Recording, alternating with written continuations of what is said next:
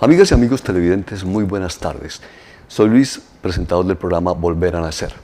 La misión del programa es promover la oportunidad de conciencia y conocimiento de las enfermedades con características adictivas. En este programa exploraremos historias de crecimiento personal, de mejoramiento y de renovación. Tenemos en el set hoy a nuestros compañeros Marian Ardil, ella es diseñadora de alta costura, es creadora de contenido, es terapista en salud emocional y es empresaria.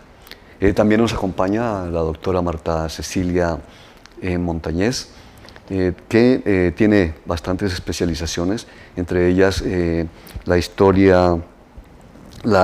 invitada especial es psicóloga de la Universidad Antonio Nariño, licenciada en educación infantil, es especialista en psicología clínica de la Universidad Pontificia y magíster en psicología con énfasis clínico de la Universidad del Norte de Barranquilla.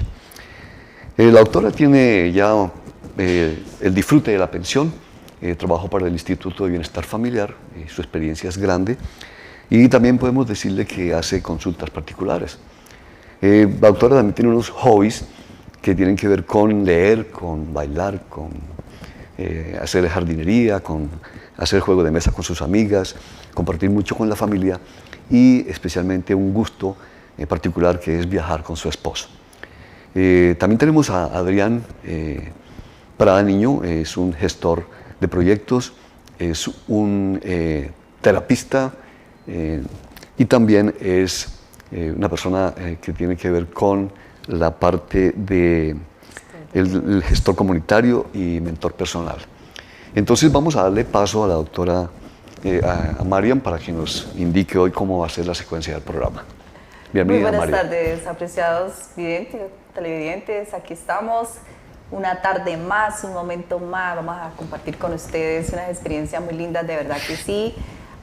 Pues también conocimiento que necesitamos llevar a sus hogares, a su familia, con todos nuestros amigos, aquí nuestro equipo. Hoy tenemos esa presencia bonita de la doctora Marta. Muy bienvenida, doctora Marta. Gracias. Adrián, como siempre, aquí juicioso, nos va a hablar sobre todo lo que tenga que ver con el grupo de apoyo, una información que ustedes deben tener ahí, lápiz y papel, por favor, ahí juiciositos, tomen datos. Es importante que esta información no se quede solamente en nuestra memoria porque a veces se nos olvida. Entonces, por favor, lápiz, papel, escriban ahí ideas que les lleguen, porque le vamos a dar un número de WhatsApp para que ustedes también hagan preguntas, para que nos informen, para que nos compartan esas inquietudes que ustedes tienen. Entonces, queremos escuchar, doctora Marta, usted que de esos hobbies lindos que tiene, ¿qué es lo que más le gusta? Lo que más me gusta en la vida, realmente, como hobby, porque nosotros como hobby tenemos lo que nos divierte, ¿sí? Es, en este momento uno lo va cambiando, ¿no? En este momento que ya me encuentro en edad de pensión, me gusta mucho atender consulta particular para ayudar a quienes lo necesitan. A ver, hay personas que quieren ir, van por el seguro que les brinda afortunadamente por la ley 1616 de 2013, Sí. que fue ya que sancionó que salud debe brindar atención terapéutica ante las necesidades de salud mental, ¿sí? Pero realmente se queda corto, yo diría, en salud cuando se le brinda una atención en la cual la consulta a veces son de 20 minutos, 25, vuelven a los 3 meses y a veces con diferente psicólogo se pierde, se puede perder. Por lo tanto, yo dije, pero bueno, yo ya me pensioné, ya recibo un sueldo, qué bueno que uno pueda brindar una cobrar. ¿Por qué? Porque si uno no cobra, la gente piensa que uno le está dando un consejo. Los psicólogos no damos consejos. Los psicólogos brindamos una atención, escucharlos, atenderlos y de acuerdo a la situación presentada se le brinda una atención terapéutica. Bien, mi doctora. Adrián, cuéntanos. Bienvenido.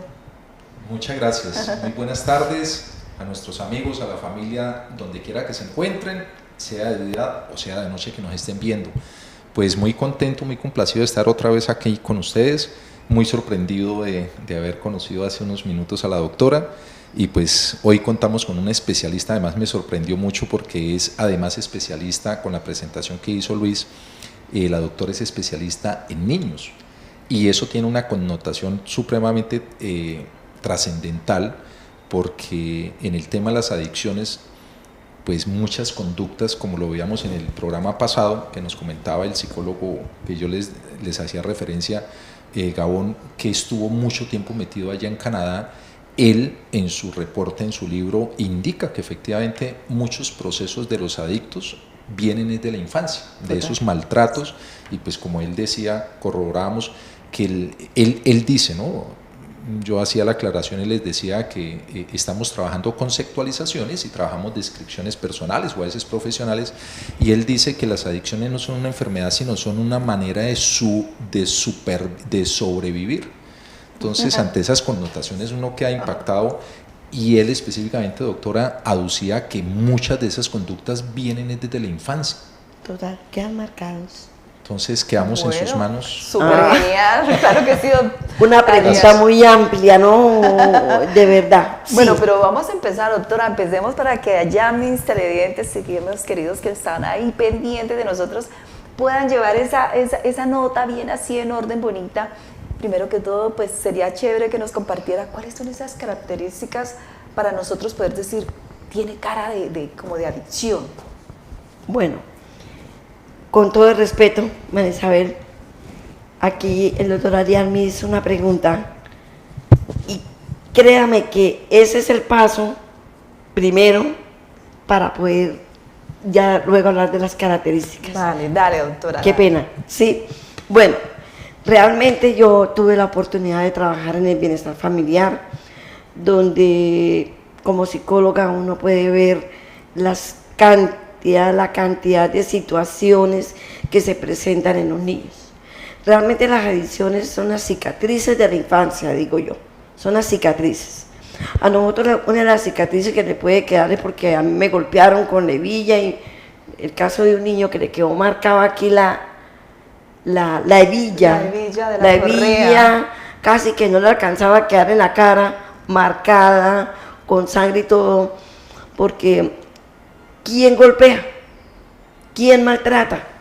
Maltrata un papá, una mamá, un tío, un vecino, quien sea, estamos hablando de los niños, en el cual le causan un daño, bien sea físico, que es muy doloroso, emocional, terriblemente doloroso. Sí. A mí un daño físico me causa dolor y me causa también dolor emocional porque me siento que me hieren hasta el alma, ¿sí? Pero cuando también hay los daños emocionales y donde se les grita tantas cosas a los niños, no vamos a mencionarlo porque no alcanzaría el programa, doctora.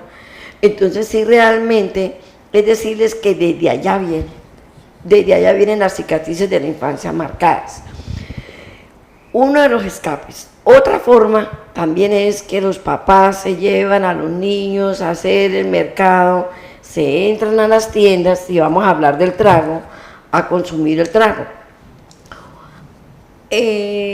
Antiguamente no se veía tan marcado el consumo de sustancias psicoactivas, pero cuando hablamos de adicciones son muchas y muchas las adicciones.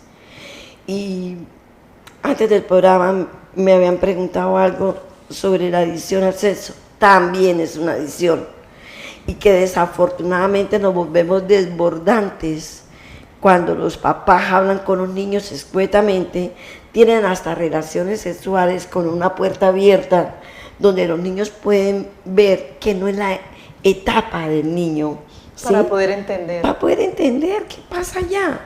Entonces son demasiadas las adicciones que no las vamos a nombrar en este momento, pero desde allá viene marcado todo. Doctora, ¿eso también tiene que ver que los niños pequeños compartan pues cama y habitación con papás? Pues yo compartí, yo me crecí en un hogar numeroso. Papá, mamá, papá vivió situaciones de niña, yo recuerdo, y lo saco a colación porque es la experiencia que uno vive. Sí. En una familia numerosa donde en una cama pudiéramos doble Yo de niña, gracias a Dios, las situaciones se arreglaron. Pudimos dormir en una cama doble, 3 personas. Papá y mamá ya la cama, digamos que 3 camas en un salón. Y a decir verdad, jamás de la vida me di cuenta si mi papá o mi mamá tuvieron relaciones, de pronto no sé a qué hora las tendrían o algo, muy respetuosos. Y además, habían parejas muy conservadoras. Muy amorosos, que mi papá y mi mamá duraron 69 años de casados. Papá se casó, mamá de 15, mi papá de 22, en la cual vivieron, yo solamente vi amor en esa relación. Qué bonito. Y cuando hay amor, hay paz. Qué bonito, doctora, muy bien. ¿Cuáles serían entonces las características para empezar como a esbozar un poco la enfermedad que tenga esas características de adicción? Bueno, la adicción como tal, a veces piensa uno, ay, es que por consumir llegó con problemas mentales, o que tiene problemas mentales y por eso consume. Coexisten las dos. Las dos. Coexisten. Bien sea porque venga con alguna predisposición de situación mental, ¿sí? O porque de pronto ya tienen la enfermedad, porque de pronto del consumir le da la enfermedad mental. Entre ellas, ¿qué tenemos? Sí. Está que tenemos que la ansiedad. La ansiedad. La ansiedad es muy marcada, la depresión y la esquizofrenia. Con decir algo, esas 3 que de ahí se desglosan de manera, como digamos, exclusiva, dividiendo entre ellas. ¿Hay alguna diferencia para nosotros poder denotar cuando una persona tiene ansiedad, cuando una persona está neurótica o cuando tiene esquizofrenia? ¿Se puede notar fácilmente o hay que solo a través del diagnóstico clínico? Sí, señor. Son características diferentes. Obviamente, pues un diagnóstico clínico que realmente como psicólogos nosotros vemos la enfermedad muy bien y la tratamos, pero como tal, el psiquiatra, bien sea si ese niño es el psiquiatra infantil y si es en adulto es el psiquiatra general, que es el que puede dar ya como tal el diagnóstico completo, en la cual pues tenemos el DMS ya 5 o 6, en el cual están las enfermedades específicas como tal a través de esas enfermedades. Hablando de la ansiedad, entonces, la ansiedad casi que es una enfermedad, no la hablemos como enfermedad como tal, vamos a hablar del diagnóstico como tal, en el cual casi todos en algún momento sentimos ansiedad. Por ejemplo, me van a hacer el previo, si yo no paso ese previo, me quedo habilitando, me voy a casar. Son diferentes situaciones, ¿cierto? Y yo creo que a cada uno se nos vino a la mente sí. Me voy a casar, voy a tener un examen y el examen como yo... Una entrevista de trabajo. Una entrevista de trabajo, etcétera. Y normalmente nos puede dar, y a mí me puede dar agitación de las manos, puedo darme sudoración, como que no me hallo, y hay personas que es muy marcado. Se inquietan. Es muy marcado cuando les da la ansiedad, porque eso sudan, casi que les escurre agüita de las manos. Okay. Doctora, aprovecho y le interrumpo por lo siguiente, que estaba esperando que usted nos acompañara aquí en el set, porque tengo una inquietud muy puntual de una, no sé si sea adicción o no, hice una revisión bibliográfica y ese autor dice que sí es, pero presentaba 3 características de la consulta que le hago. Dice que esa adicción, que ese autor considera una adicción, la define porque esa adicción presenta vergüenza y culpa y además juicio, 3 características que me llamaron mucho la atención. Y mi pregunta es, ¿podemos considerar, además de que son 3 características de ese desorden o esa alteración, el perfeccionismo es o no puede ser una adicción? Porque si vemos que la persona se mete en ese rol y duran años, igual hay que hacer un proceso de recuperación para poder salir del perfeccionismo, donde a veces perdemos hogar, perdemos empleos, perdemos salud mental, salud física, por estar a toda hora combatiendo contra ese malestar que llamamos pues en la revisión bibliográfica aparece el perfeccionismo. Ese autor dice que sí es una adicción, pero pues estamos aquí en su compañía y aprovecho y hago la consulta. Bueno, yo pensaría que cada uno desde su punto de vista le da términos generales a una situación. En este caso estamos hablando que la perfección es, el perfeccionismo es una adicción. Yo no lo llamaría como una adicción, personalmente. ¿Por qué? Porque es que realmente la persona que es perfeccionista casi que viene desde niño. Cuando la mamá dice, usted no me le puede hacer un mancho, no me puede ni borrar ahí. Y casi que la mamá del disgusto le arranca la hoja al cuaderno. No le está permitiendo que uno tenga de pronto error. Y además, yo aprendo a través también de los errores que yo tenga en la vida. Y ojalá aprenda. Y ojalá aprenda de los errores, sí, ¿cierto? Claro. Ensayo y error, que es una de las formas de uno casi aprender muchas veces. Y que le corresponde. Y que le corresponde. Cuando un niño va a ir allá y toca el toma y lleva digamos que un alambrito y le pasó corriente, ¿tú crees que el niño lo vuelve a hacer? Oye, no, ahí no lo vuelve a hacer.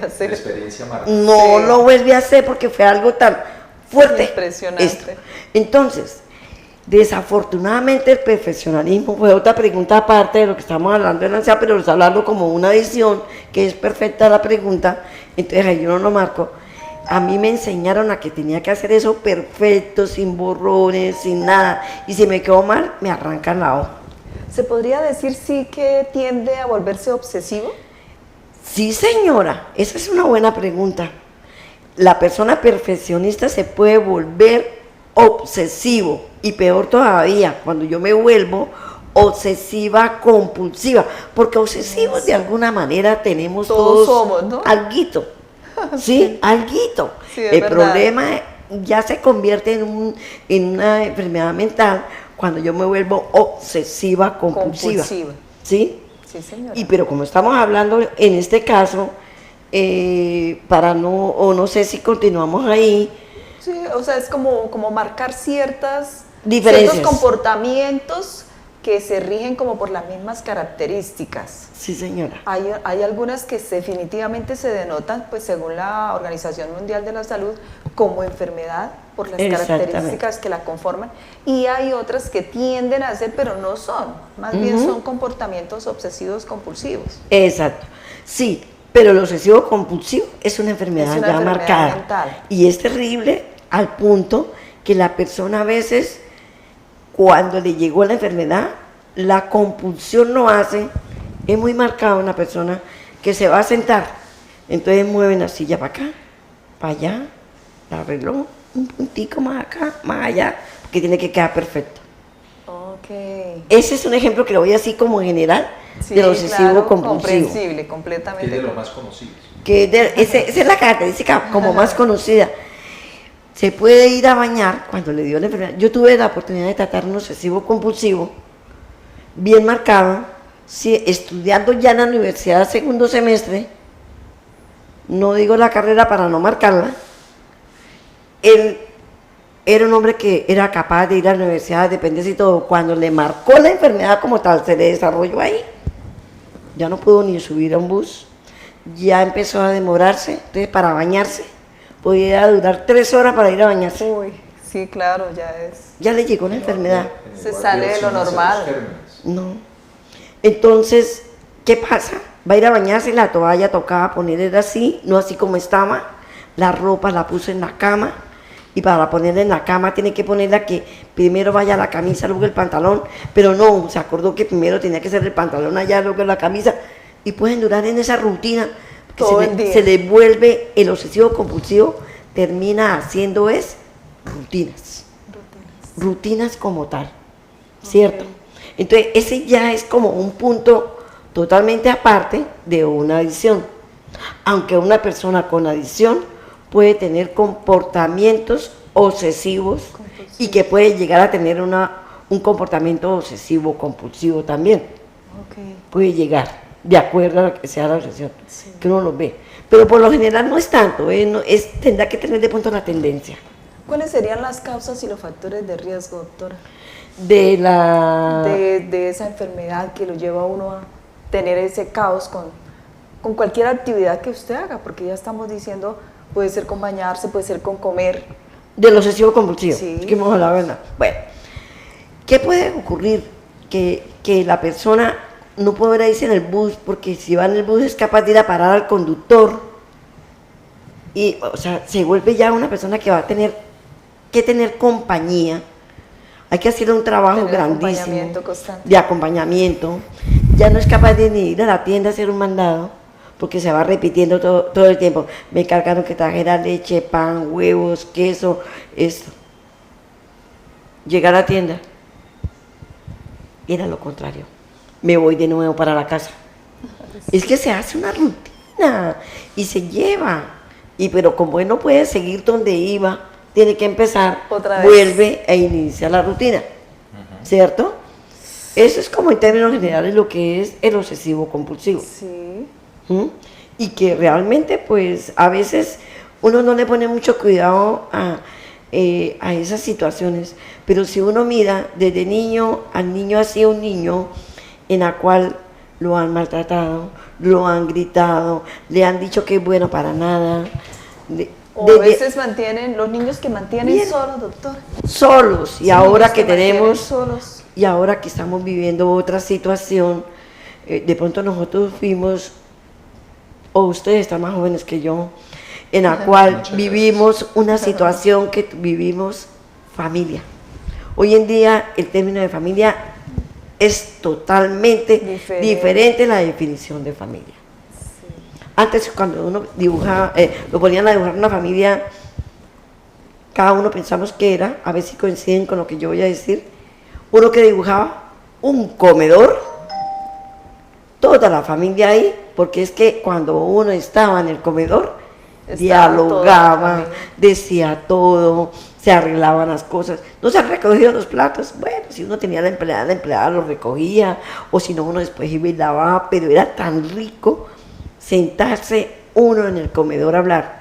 Entonces ahora miramos el mismo, Ahorita vamos a no. mirar la familia, ¿dónde está? No, que él come más tarde, que no ha llegado, que no está, o bueno, se Que- sentó que con en la nosotros, habitación. o bueno, se sentó a comer ahí con nosotros, vamos a suponer que sí, pero Pero con entonces, el- perdón, con el hasta allá, celular. el otro también, y Sí. entonces, el diálogo. Cada uno está en su Yo propio pensaría que el equipo. diálogo, que era la base de la familia, Relación familiar.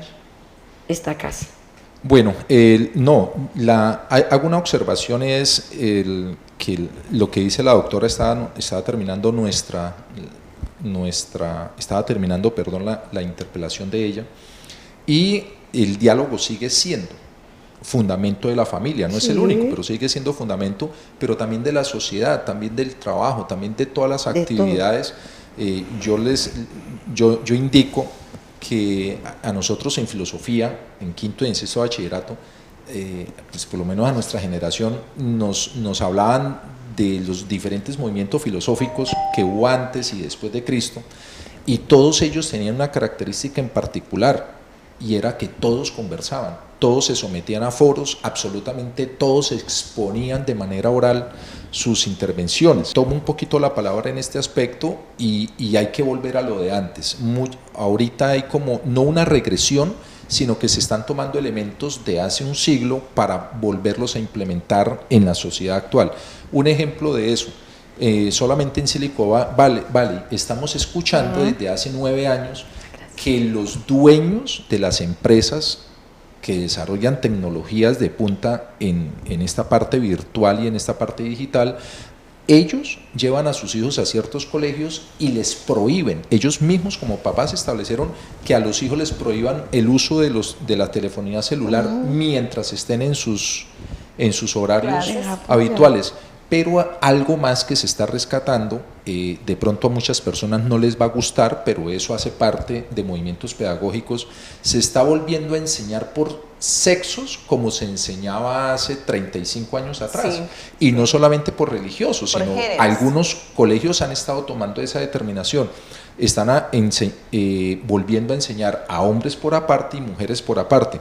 Claro, muchos colegios empezaron por la crisis económica que hubo hace 21 años, pues tuvieron para poder sobrevivir que juntar los muchachos y muchachas Eran mixtos. mixtos para poder sobrevivir ante la crisis económica que hubo. Pero en este contexto, rescatando lo que nos decía la doctora, el diálogo a veces no es fácil poder hablar, poder discutir, poder presentar en una mesa o entre amigos o entre desconocidos incluso un diálogo como somos. Y ahí es donde cobran importancia los grupos de apoyo. Importantísimo. ¿Qué hay que hacer? En el programa pasado hablábamos que los grupos de apoyos pues tienen unas características, tienen unos principios, unos valores y unas normas, pero también deben de tener ciertos elementos que sean de total acceso para cualquier persona. Y esa facultad del diálogo no se puede perder, doctora. Yo creo que seguimos y tenemos que seguir hablando tanto en los hogares. Hoy en día la tecnología, gracias a Dios, nos ha abierto espacios a las familias, a las organizaciones y a nosotros como individuos, seamos hombres o mujeres, para poder acceder, y no solamente para poder acceder, sino para hacernos escuchar.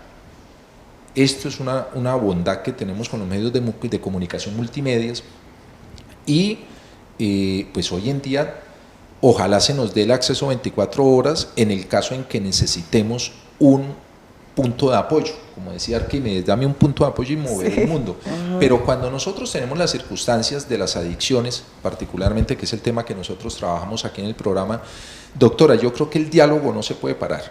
Y eso tiene que ser algo que se promueva desde la institucionalidad, algo que se promueva desde la enseñanza y algo que la misma sociedad debe preservar. Nosotros no podemos vivir callados. El ser humano, por antonomasia, lo hemos revisado varias veces, el ser humano es un ser social, y al ser un ser social, pues nosotros necesitamos comunicarnos, y nosotros no solamente nos comunicamos con el rostro, sino que nos comunicamos con nuestra voz, que es nuestro principal mecanismo de poder ser escuchados y de poder transmitir lo que somos, nuestras identidades, nuestros sentires. Entonces, Adrián, ¿cómo manejan ese espacio de la comunicación en los grupos de apoyo? ¿Cómo es esa metodología allí? Una vez las personas acceden a los diferentes grupos, llegan a las comunidades o llegan nombro dos casos, llegan a una organización que yo acompaño puntualmente, o en el caso incluso de las iglesias, llegan a una iglesia, contactan a cualquier persona y simplemente manifiestan su estado. Algunas personas no lo manifiestan, entonces dicen, no, es que yo estaba pasando por acá. Hay una vergüenza, hay cierto rol como de culpa, de que me cohíbe, pero también hay un deseo de ser escuchado. Y ese acceso sí o sí se tiene que tener. O sea, nosotros somos sociedad y por ser sociedad tenemos individuos muy fortalecidos, pero individuos también muy vulnerables, demasiado vulnerables. Y en las organizaciones, un énfasis que se insiste mucho, lo nombrábamos en el programa pasado, era lo que decía Carl Jung: cuando vayas a contactar un alma, a lo sumo, decía ese psicólogo, a lo sumo sé otra alma. Eso es un lenguaje que todo el mundo entiende. Tú te acercas al nivel del niño y te pones a jugar con el niño y el niño te trata como si te conociera hace 20 años. Pero si tú te acercas a la señora que vende hallacos o te acercas al gerente del banco y lo tratas con cariño, el alma de esa persona te recibe eso. Por mucho orgullo que tenga, mucha problemática, esté pagando nóminas, esté haciendo un sobregiro, el alma de la persona te va a entender ese lenguaje sencillo que es de amor. Es un lenguaje de amor. Entonces, al interior de la comunidad organizada, el grupo de apoyo, por ser un sistema y por pertenecer a un sistema, como organización o como grupo o como comunidad, sí o sí tiene que estar dispuesta al diálogo. Incluso en un grupo hay unas personas que a veces, a pesar de que les decimos que no sean groseras, que se abstengan de las palabras, pues llegan tan cargados, llegan tan envenenados a veces, pero tienen la valentía de llegar al grupo y de presentarse como están en ese día, y pueden haber sido caballeros, pero ese día llegaron que se quieren coger la suegra y retorcerle el cuello 2 veces, que el vecino les echó el agua, entonces le ensució donde él, y una cantidad de problemáticas que nos atañen emocionales. a todos. Pero la persona llega al grupo de apoyo porque sabe que allá lo atienden, lo esperan, le damos un abrazo, lo escuchamos y nadie lo juzga. Esa es una condición del punto de apoyo. Ni en la iglesia ni en el grupo podemos juzgarlos. Tenemos el alma de nosotros para atenderlo. Venga, recuéstese, háblenos. Y si hay posibilidad, se hacen unas recomendaciones. No somos psicólogos, doctora, pero algunas veces, dependiendo de los vínculos, porque se empiezan a establecer vínculos con algunas personas, afectivos, no con todos, entonces yo termino visitando a Julanito ahí en la casa, en la vereda donde vive. Doctora, en esa orden de ideas que nos comparte Adrián de los grupos, ¿usted cree que ese apoyo emocional y social, porque están los 2 factores ahí, ayuda? ¿Es una buena dinámica para aquellas personas que padecen de alguna manera, de una manera fuerte, crónica, o se está iniciando en la adicción o en la obsesión compulsiva de algo? Claro, así es. Realmente, estas situaciones solamente pueden cambiar gracias a los grupos de apoyo que existen, ¿cierto? Hay muchos. Hoy estamos hablando del grupo. Nosotros hablamos en general. Los grupos narcóticos anónimos, exacto, alcohólicos hay anónimos, muchos. Ludópatas. Exacto, hay muchísimos grupos que en la mayoría algunos se nombran anónimos porque ellos van y aún son sin ánimo de lucro. Sí. Y van y que gracias a Dios hay personas que pueden ir a apoyar estos grupos de una manera ya pues voluntariado que uno hace, como que uno dice qué bueno que de verdad existan personas así, pero realmente si ellos no buscan apoyo, si realmente no hay o al menos hay una persona, acuérdense que para todo tiene que haber coayudantes. Total. Sí, la persona, qué bueno que llegue la persona y pida la ayuda. Eso sería lo más excelente, ¿cierto? Pero cuando tenemos chicos que por más de que le están diciendo que vamos, yo lo acompaño, no quieren ir, toca insistir, tiene que haber coapoyo, tiene que haber ese apoyo, porque así también mismo, cuando un chico empieza la adicción, desafortunadamente la persona que más lo lleva a la adicción, que es coayudante para que esté ahí, ¿quiénes imaginan que son? Con todo el respeto, pero son las mamás o la persona con la que vive. Sí. ¿Por qué? Porque el círculo familiar, que no se den cuenta, que no lo sepan, que no lo hagan. Resulta que guardar eso en secreto no lo están ayudando para nada. Okay. Lo que están haciendo es perjudicarlo, hundirlo. Desafortunadamente, por eso se hablaba de que la persona más coayudante para que una persona se suma en un vicio, yo no voy a nombrar a las mamás porque son las personas más cercanas, pero desafortunadamente la mamá es la que está más cerca, y como el papá por lo general cuando existen estas situaciones, el papá se convierte en una persona que viene maltratante, que lo grita, que hasta lo echado de la casa, y entonces la mamá aprende a hacer todo como que toca guardado. No es porque la mamá sea mala, no es porque la mamá no quiera tener ahí. Y las personas que nos están escuchando acá, que están escuchando que hay grupos de apoyo y que el doctor Adrián nos ha podido expresar muy bien cómo hacerlo, lo mismo la doctora María Isabel, y realmente si no se buscan estos grupos de apoyo y se hacen a tiempo, todo tiene solución. En todo hay solución a tiempo. No vamos a nombrar la organización. Usted escucha por la radio, por la televisión, hágase el examen de seno para detectar si hay algo antes de que cuando vaya ya esté perdido. Como un método preventivo. Hay que hacer prevención. A mí me parece que mi hijo anda en esto y pide permiso para todo y empieza una mentira, y acuérdate que una mentira lleva a otra y es peor. Entonces sí hay que brindarles el apoyo total. Y existen los grupos de apoyo, bien sean en las iglesias, diferentes, no vamos a nombrar aquí una iglesia, En pero la misma institucionalidad. claro, existen demasiados grupos de apoyo y que ojalá llegaran ahí todos y que escuchen que ustedes pueden llegar y pidan ayuda, Exacto. que ahí se les va a brindar el apoyo. Doctora, ¿cuál es el impacto emocional o psicológico, diría yo, cuando una persona se sienta en un grupo de personas y escucha experiencias muy semejantes a las de ella? ¿Cómo? Los testimonios, ¿no? Eso, sí, las historias. Los testimonios para mí son muy valiosos. En los grupos de mi parroquia que hemos estado en testimonios, hay dos cosas. La primera es que yo me vuelva tan humilde, tan noble y tan sencillo para llegar y contar todas las cosas tan terribles que yo he hecho en mi vida. Y honesto, ¿no? ¿No? Uno como que hace catarsis, ¿no? Eso. Contando todo.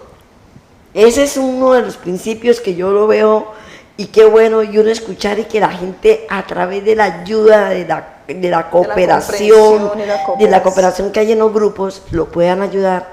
Dos, el que escucha, lo está escuchando y hasta baja lágrimas, Sí. ¿cierto? Bajamos lágrimas. Porque nos Porque identificamos. de alguna manera se identifica o comprendo al que está allá, al que me está contando. Sí. Sí. Como quien dice, me pongo en sus zapatos. Tú dijiste ahorita una palabra de Carl Jung, me vuelvo el alma. ¿Cómo la dijiste? Él dice que a lo sumo sea otra alma. Otra alma, es lo mismo como decirme, me pongo en sus zapatos. O sea, no cabe la crítica. Ay, es que aquel vino con el pantalón roto. Aquel, ay, mire, Sí, terrible. Uy, uno que se iba a imaginar que la persona nunca en un grupo de apoyo te van a criticar. En un grupo de apoyo te van a escuchar y brindarle la ayuda. Doctora, dos cosas. Una, cuando nosotros hacemos Oreja la gocha. oreja gocha o la vista ciega, por vergüenza, por desconocimiento, por miedo, a veces nos da miedo enfrentar la situación de mi pareja, de mis hijos, de mi hermano, de mi tío, porque qué tal que me digan que sí tiene un trastorno mental, ¿sí? ¿A dónde termina llevando este miedo y esta tortura al enfermo? Buena pregunta. Precisamente la ansiedad encierra una palabra grande que se llama miedo. Miedo. ¿Mm? Sí. La ansiedad me lleva a mí a que yo le tenga miedo. Miedo, a algunos les da miedo desde niños y en lugar de ayudarse, desde niños están siendo señalados, ¿sí? Estigmatizados. De alguna manera. Todos de alguna manera tuvimos, ahora se le llama bullying. Sí, ¿verdad? Sí, y por todo. Bueno, yo por ejemplo, soy un paquete chiquitico, soy bajita. Pero una Pero mi persona papá, grande. mi papá fue el mejor psicólogo que tuvimos en la casa y mi mamá. Ustedes no se preocupen por ser altos, preocúpense por ser grandes. Qué bonito. Afortunadamente en mi vida, mis grandes amistades, mis grandes personas, y me hago aquí al lado el doctor Adrián y aquí, y de ustedes, y yo, bajita, yo no me siento mal. Si yo me sintiera mal, me quitaría del lado, Sí, ¿cierto? claro. Para nada que me siento mal. Entonces mire que desde niño a uno lo deben ayudar para uno no sentir los miedos de ser señalados, los miedos de ser crítica, pues que me critiquen, que me señalen, Exacto. ¿sí? Entonces cuando yo los míos los convierto, en lugar de convertirlo en algo que me preocupa, porque es que el miedo me lleva a una preocupación. ¿Qué es una preocupación? Ocuparse Que nos antes ocupamos de sí. preocupación. Es que si yo voy, no, yo no voy, porque es que eso no, a mí eso me da miedo, eso yo no. Entonces me estoy preocupando antes de que ocurra. Caramba, enfrentémonos. Sí. Cuando nos enfrentamos, venzo el miedo. Y desde niño las mamitas que son con esa voz que les hablan, o no solamente tiene que ser mamá, la persona que los escucha, les dice, no, tranquilo, mire, nomás esto, no pasa nada, aquí lo vamos a escuchar. Ay, es como si le quitaran una carga de encima a la persona que viene con una carga emocional. Mire qué bonito que y tan se sencillo, siente doctora. bueno para nada, Qué bonito. que se siente que hace estorbo en el mundo. Y terrible, porque la ansiedad, una persona con ansiedad, para poder calmar la ansiedad, llega alguien y dice, usted tranquilo, usted cuando esté así, tome este paquetico. Entonces los inducen ¿a qué? Al vicio. Ese es el problema que nosotros tendríamos con aquella persona que no le damos la mano oportuna, ¿cierto? Total. Lo estamos predisponiendo a que otra condición peor a esa Le llegue. lo lleve. Así es. Bien, doctor. Entonces, mire cómo es de importante, de verdad que no todos somos iguales. En la casa podrán haber 10, 2 hijos o hasta un solo hijo, pero la costumbre de estarlo comparando con otro, eso genera un nivel de ansiedad grandísimo. Porque es que yo me... Como resentimiento, doctora, también. No, el resentimiento es otra cosa. Otra cosa. No, puede ser que me dé resentimiento. Sí. Ay, a todas me criticaban, me hacían esto y todo, pero tengo resentimiento contra esa persona. Okay. Pero el problema es la situación que yo vivo. No le ayuda para nada. No me ayuda para nada, porque me están comparando. Si usted mira detalle, yo cuento la verdad, yo a veces veo novelas. Sí. Claro. ¿Doctora novela? No. Yo nunca vi novelas. Ah, ok. Mi papá decía novelas, No, pero yo a veces las veo, ¿por qué? Porque si usted mira una novela, es más para trabajo. Ok. ¿Usted qué ve ahí en la novela? Dramas, Tragedias, críticas, la guerra total al otro. O sea, son tantas cosas situaciones emocionalmente muy pesadas. que uno dice terrible. Hay un referente que es el compromiso. Yo siempre voy a hablar tanto de la persona que requiere la ayuda como los que prestamos ayuda, como los que van a prestar ayuda, porque en última la familia también tiene que prestar una ayuda. Hace unos años la Organización Mundial de la Salud empezó a determinar que ciertas enfermedades, como el alcoholismo, como el cáncer incluso, pues no es parte de nuestro tema, pero quedaron determinadas como enfermedades familiares. Familiar. Entonces, bajo esa connotación hay que atender el malestar que tiene la persona. ¿Por qué? Porque ¿dónde se siente uno mejor? ¿Dónde un niño se siente mejor si no en su casa, si no en su familia, sino alrededor de las personas que lo deben de querer? Entonces, como se siente querido. Como nacemos y nos empezamos a desarrollar en unos hogares con alteraciones, apartados, donde los que más nos tienen que amar, incluso como decía la doctora al principio, hasta nos reprendieron y de unas maneras bien fuertes. Nos dejaron por aquí hebillas marcadas. Entonces, ¿qué hacemos? Migramos a otras partes a buscar ese entorno de cariño, de aprecio. Yo esta mañana en mi meditación leía la segunda carta de Juan, se la recomiendo a toda persona, y habla de un concepto que es gastrointestinal, pero trayéndolo del griego, sobre un término que se llama espláncnico. En anatomía, en medicina, uno habla sobre espláncnico, pero refiriéndose solamente al abdomen, al vaso. Pero en griego, espláncnico es literalmente el fondo de las entrañas. Y esta mañana leía la segunda carta de Juan, y ahí dice que Dios nos ama, y yo lo traía a traspolación a los grupos de apoyo. Dios nos ama de manera espláncnica. O sea, sufriendo ese dolor ajeno casi que desde el fondo de las entrañas. Así fue que Cristo nos amó. Yo me imagino a Mahatma Gandhi tratando de liberar a su país, India, sin una bala.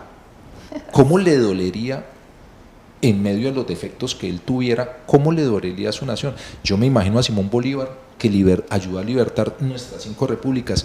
¿Cómo le dolería eso que llaman dolor de patria? Sí. No conocía muchísima población, pero aún estaba pendiente hasta de Jamaica. Simón Bolívar estaba pendiente de otros países. Como no era ambición, era el dolor que uno siente por la condición del prójimo.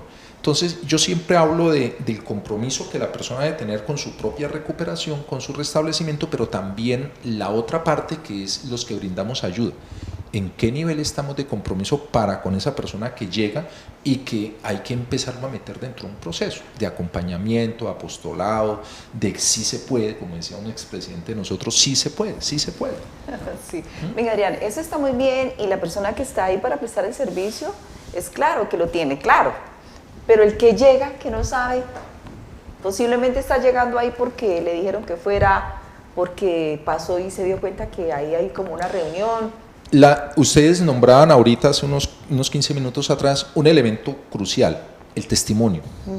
Entonces, no hay nada que impacte más a una persona, incluso los coaches a nivel profesional los utilizan, que los testimonios.